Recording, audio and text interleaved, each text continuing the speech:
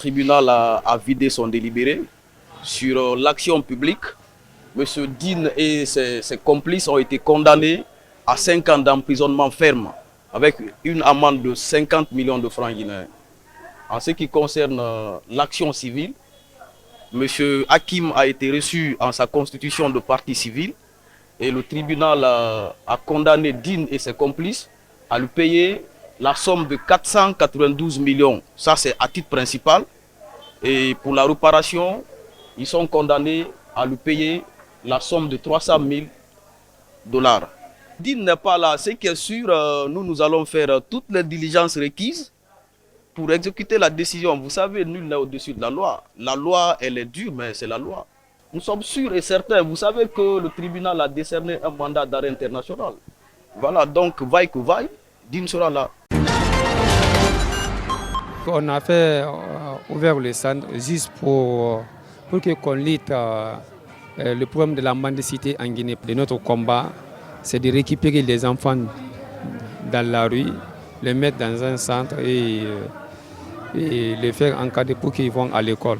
Il a été souligné que la Guinée a adopté une loi de promotion et de protection des personnes atteintes d'albinisme. Donc c'est une très très grande avancée que nous saluons tous et en tant que partenaires, nous tous nous avons collaboré et plaidé pour son adoption. Son adoption c'est une très bonne chose, mais les défis demeurent. Donc il a également mentionné les défis en matière de santé, d'emploi, d'éducation. Nous tous à présent devons nous mettre ensemble pour travailler à ce que la loi soit effectivement mise en œuvre.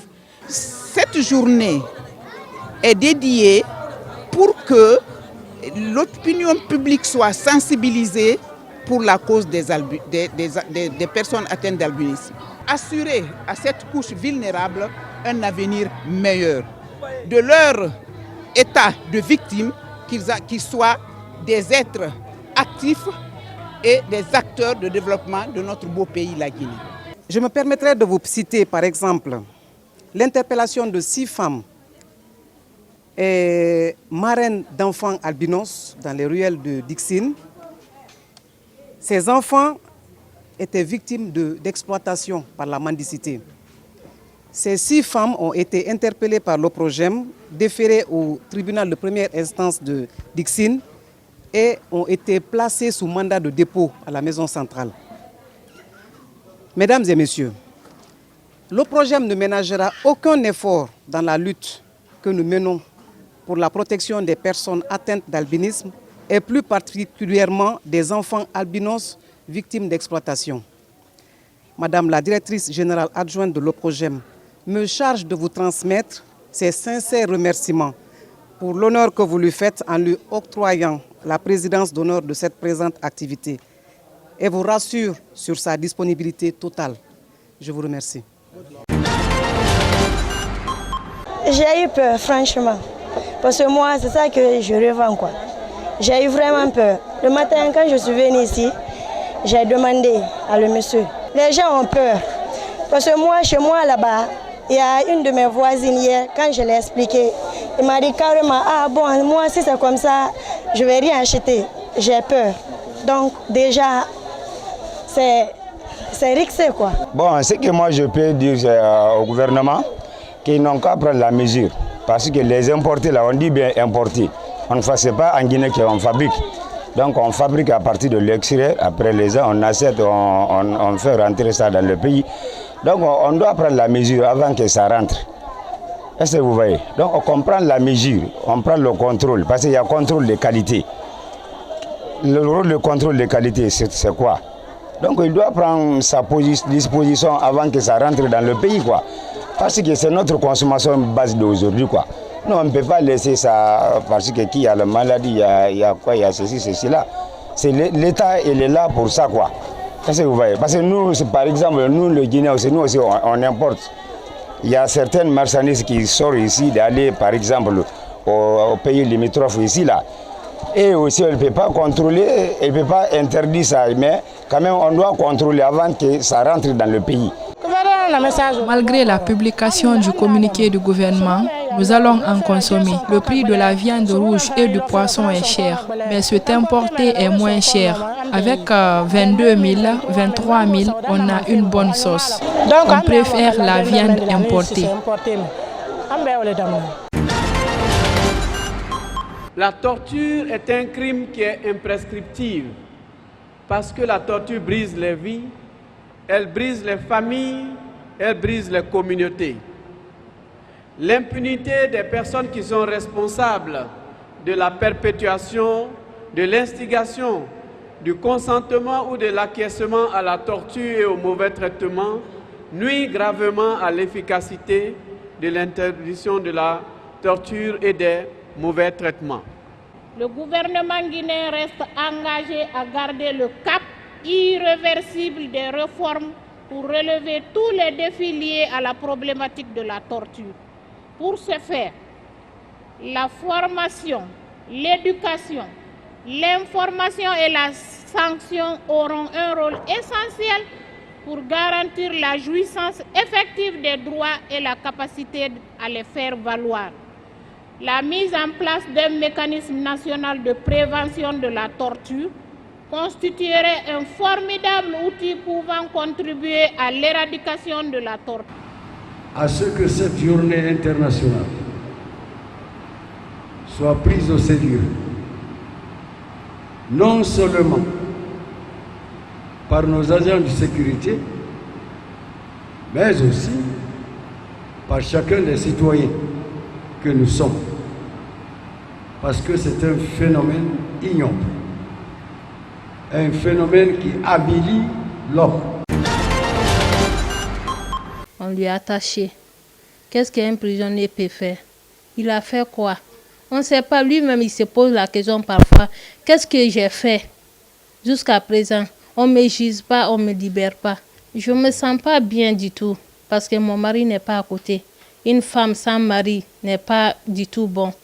Je demande à l'autorité, les enfants sont là. Ils sont avec moi. Ils n'ont pas leur papa. Chaque matin, des fois, ils me demandent, maman, on a envie de voir notre papa. Ça fait 11 ans. 11 ans n'est pas 11 jours.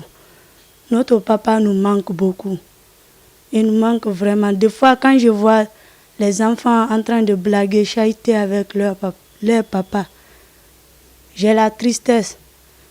Mon cœur rempli d'âme. Je me demande souvent quand est-ce moi aussi je ferai le même. Donc je plaide le professeur Alpha Condé en lui suppliant les mains à terre de libérer mon papa. Je demande au professeur Alpha Condé, aux autorités, le ministre de la Justice, le ministre de la Justice, de nous aider à libérer notre papa.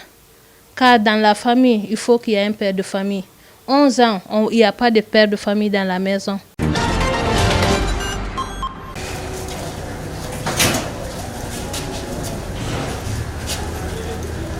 Il a donné sa vie à cette pays et à sa tradition.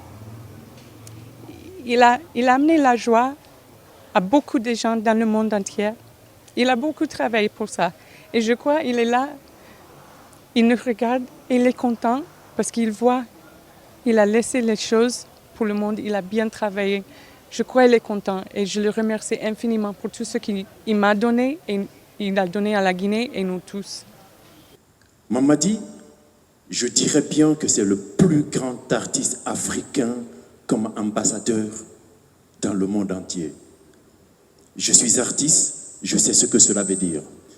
Si je prends l'exemple sur un grand artiste africain comme Salifou Keita, nous, les artistes, on joue dans des salles devant le public. Après, on signe des CD et les gens partent avec nos souvenirs de CD et des photos. Quant à Mamadi, il faisait tout ceci, mais en plus, comme Amirou l'a dit, il apprenait des gens, notre Yankadi, de Boussessé, de Numba. Il les apprend et ses apprentis continuent à apprendre d'autres. C'est une succession. Donc partout où il passe, il laisse une trace indélébile. Mamadi, comment pourrais-je oublier tous ces moments magiques partagés avec toi en Guinée et ailleurs? Aujourd'hui, 30 ans après Djembe Fola, Je suis encore ici à Conakry pour tourner un nouveau film avec Billy Touré, Le courage en plus sur des artistes handicapés et les handicapables. Non, vraiment, Mamadi, je peux dire que tu m'as contaminé avec ta Guinée, à tel point que je vais devoir demander la nationalité pour ne plus galérer avec les demandes actuelles de visa. Récemment, tout dernièrement, tu m'avais encore téléphoné pour me dire que tu avais rêvé de moi. Tu voulais qu'on fasse ensemble un nouveau film, Le Tour du monde en djembé. Je t'avais dit ok, bien sûr, mais malheureusement, comme l'a chanté le poète Brassens, la Camarde t'a poursuivi de son zèle imbécile. Elle ne t'aura pas permis de concrétiser ce rêve en commun, et c'est pour un autre voyage que tu viens de nous quitter, un voyage pour l'éternité.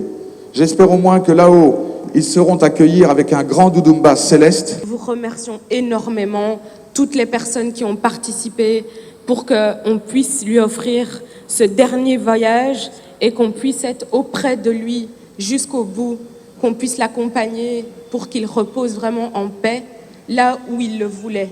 Vraiment, merci à tous. Il ne sait pas si aujourd'hui il est devenu Mamadi Keïta et l'un des plus grands djembé Fola de tous les temps. C'est grâce à vous tous, grâce à l'amour que vous l'avez donné, l'amour que ses enfants l'ont donné, que ses femmes l'ont donné, que voilà, le monde entier a donné. Donc moi, tout ce que je peux vous donner au nom de toute ma famille, merci beaucoup. Merci, on finira jamais de vous remercier. C'est grâce à vous que mon père est devenu ce qu'il est. Sinon, sans vous, il ne serait pas devenu ce qu'il est. Donc, Alniké.